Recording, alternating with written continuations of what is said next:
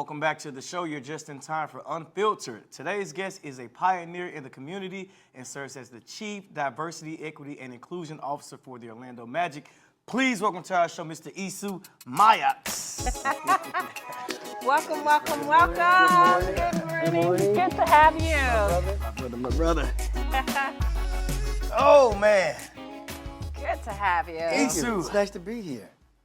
Bro, I was looking at your bio yesterday, and you wear a lot of hats. You serve on a lot of boards. You do a lot in the community, so we want to dive into all that. But before we do, Yes. Can you tell our viewers just a little bit about your background? A little bit about me. Yeah. Hopefully it keeps them up, or they might need that mushroom coffee. Oh, good one. Quick on your feet. I like that.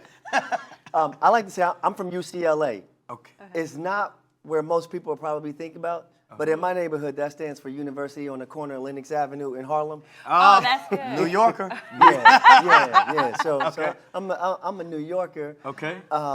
And the reason I was allowed to be at UCLA so much Right. is because my mother was the head of acquisitions for the Schomburg Library for Research in Black Culture, Wow. which was like literally one block away. Wow, So from okay. her office, she could kind of look and see if I was in the park or not. and then our apartment was like on the other side of the block. So, Oh, wow, okay. So it was safe. It was Okay. community. So, you know, Right everybody in. got eyes. Everybody got eyes. Everybody Okay. got eyes on all the kids in Yeah. the community. But the interesting thing is, so at UCLA, of course, there's a basketball court because there's a basketball court on Basketball. every corner Right. in New York City. But there was like an open asphalt area, so that was our football field on Saturday. wow. Yeah, that's our football field. And then had these two asphalt tennis courts. Okay. And so, you know, if you ever walk by a tennis court, you realize no one actually ever walks by and doesn't Right. stop. Like Yeah. everybody stops and everybody's like, I can do that. Yeah. Everybody has that moment. But for me, man, it was amazing because I got introduced to a place called the Harlem Junior Tennis Program. Okay. Obviously, it existed to keep the kids off the street, et Okay, cetera. okay. Actually, our history in the sport is very long, as it always is with Right. everything. With everything, Yeah. right. And the center of black tennis at a certain point in this country was actually Harlem, a place called the Cosmopolitan Club, Wow. where all of like the black dignitaries and celebrities, right, What? where they went to play. We couldn't play tennis everywhere, brother. Okay. That's true. Yeah. So that was our place. That later, a lot of those folks moved over to the Harlem Armory where the Okay. tennis courts were. And I grew up every day there, man, playing tennis and just kind of taking it all in, like who these people were. We talk about black Wow. excellence now. Yeah. Yeah, that was every day I got to see black excellence. And it touches you and inspires you. And, it you were inspired able me. to, Wow. you were able to touch it. So of Yeah. course, as a fellow New Yorker, New York. because you Right, gotta New say Yorker. New Yorker. Yeah. So what? That's right, son. What? Yeah, man. Bodegas. You know they don't have bodegas here in Oh, Florida. Jesus. No. What propelled you to make the move? Obviously from New York to Florida. That's a big jump. It is. I had no idea what I was getting myself into either. I was Yeah. a little worried about it.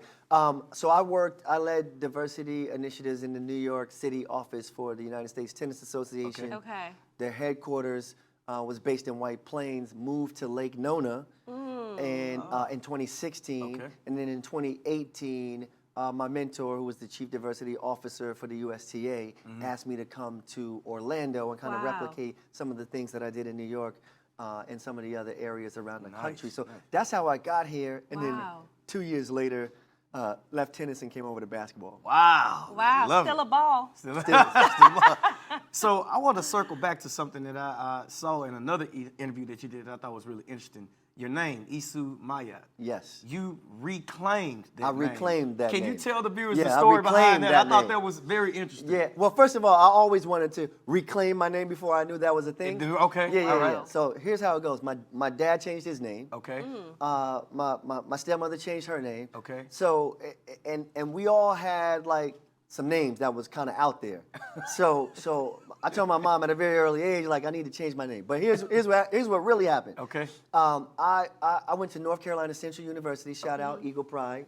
I went to North Carolina Central University. When I called them to ask them about my application, because you know at HBC you got to call and check on your application. Exactly. Yeah. So I called them and I said, I'm not gonna tell y'all what my government name was, but this is him from New York City. Yeah. And there was a pause and they said, you know this is a HBCU, right? Oh. And I was like, see, that's why I'm gonna get rid of this name one day. Wow. And I got great advice. Yeah. An elder said, listen, if you're gonna change your name, don't manufacture it. Like, let it come to you. Okay. And it will. Your name will come to you because it's part of your overall destiny. Okay. And one day, like he said, a friend of mine was talking, and she said, if I ever have a son, I'm going to name him Esu. And it was like one of those moments in the movie where like it was echoing in my head. Yeah. Esu. Yeah. And it just sound. It has a Right. ring. And so I was like, I need to check this out. So I'm doing my research, and I was like, she done spoke my name to me. And there it is. And there it is. And then my last name. And so Esu means the messenger of the creator. Wow. Loosely, of course, African names are not that linear. Right. But it's Nigerian, it's Yoruba. Okay. And so I said, I wanted to change my last name as well. After I read the autobiography of Malcolm X, I realized he never legally changed his name. Okay. Right. So I was like, I'm legally changing my name so that when I have kids, they're going to be born into names that more accurately reflect our ancestry and our heritage. And Wow. that's awesome. Wow. Well, we have to take a short break. Don't go anywhere. We'll be right back with Esu Ma'at. Welcome back to the show, guys. We're joined again with Esu Ma'at, which is the Chief Diversity, Equity, and Inclusion Officer for the Orlando Magic. Welcome back Magic. to the show. Yeah. More Magic. Go Magic. Go Magic. There we go. Okay, That's right. Go Magic. They won. They We won last night. Yeah. Yes. Welcome back, Jonathan Isaac. So, of course, I have to jump right into it. So, what are your diversity plans when it comes to the Magic? We talk about this a lot in our office so that no one forgets. Right. But we basically have three kind of overarching objectives. One is to make our workforce mirror the demographics of our marketplace. Very important, obviously, representation matters. Right. Number two, we like to say we need to ensure that all of our internal and external customers enjoy a legendary experience. A legendary belonging experience. Okay. And you were talking earlier about the workplace, Right. making sure that we have a workplace where people feel welcome, valued, appreciated, and their contributions matter. And then last but not least is proving the promise of diversity, man, that we can grow our business by successfully attracting and engaging diverse consumers. I love That's Diversity awesome. does not equal poverty.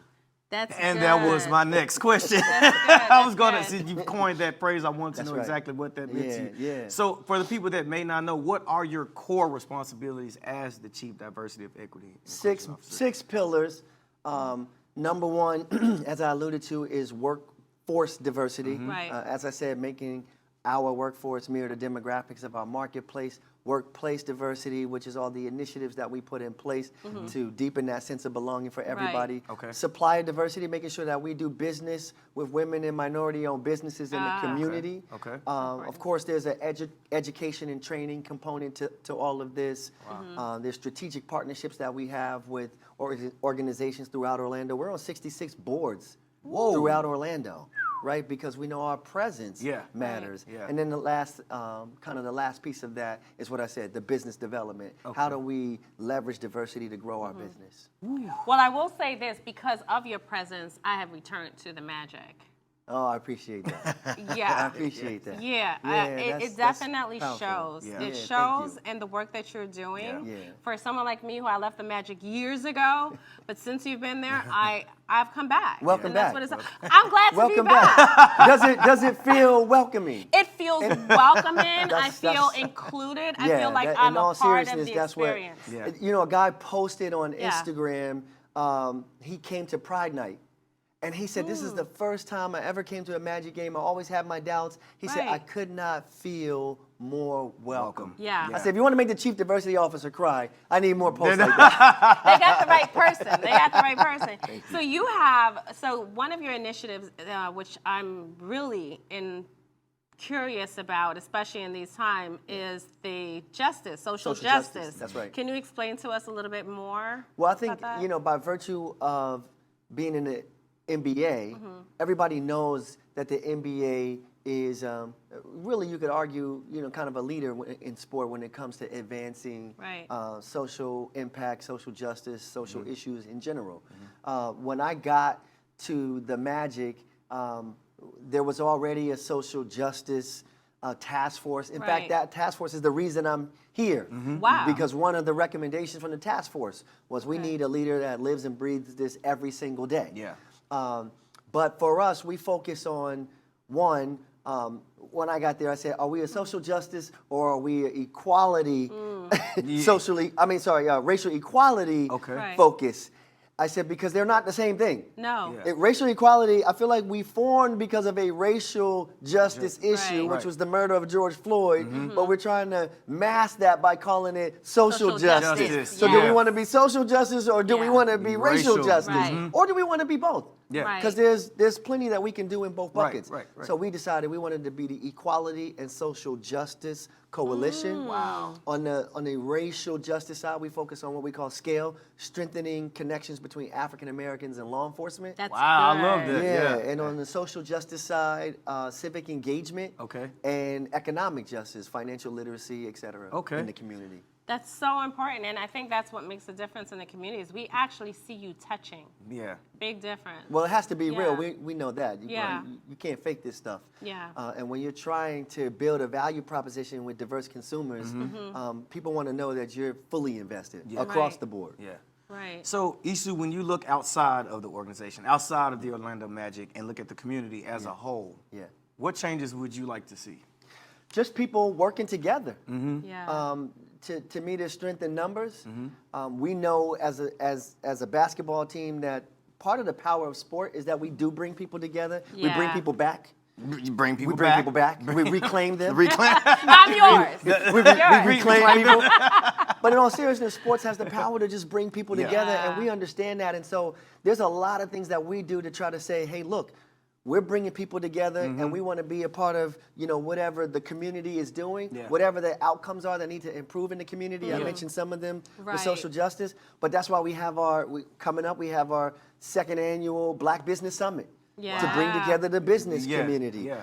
Later in the year, we're having a social justice summit. Oh, we're wow. hosting the Pride Summit. So that's not ours. We didn't produce it, but we're hosting it. Wow. Okay. Last year, we had our Hispanic Business Summit. So Wow. we are trying to play our part in bringing people together, having important conversations that need to be had, so that when we talk about the growth and prosperity of the region, which you hear a lot, Right. we know that everybody's participating, contributing, and benefiting from that.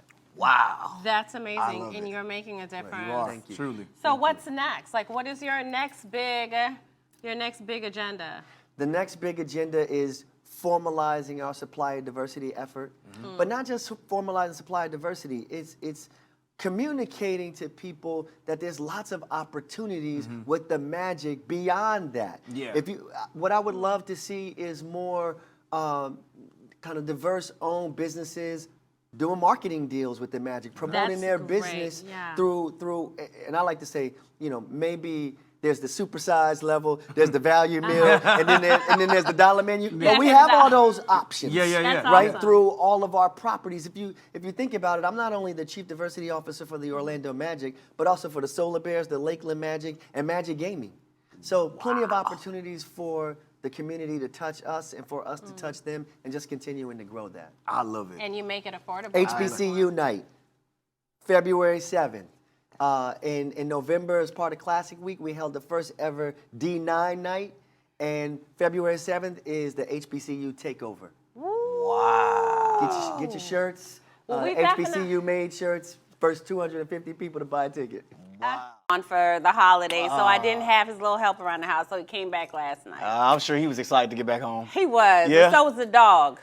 Oh, Tyson was gone. Tyson has a whole jail cell. So my husband found this new cage. Okay. And it literally looks like a jail cell. I have to take a picture and You bring it need to tomorrow. take a picture. It's so sad.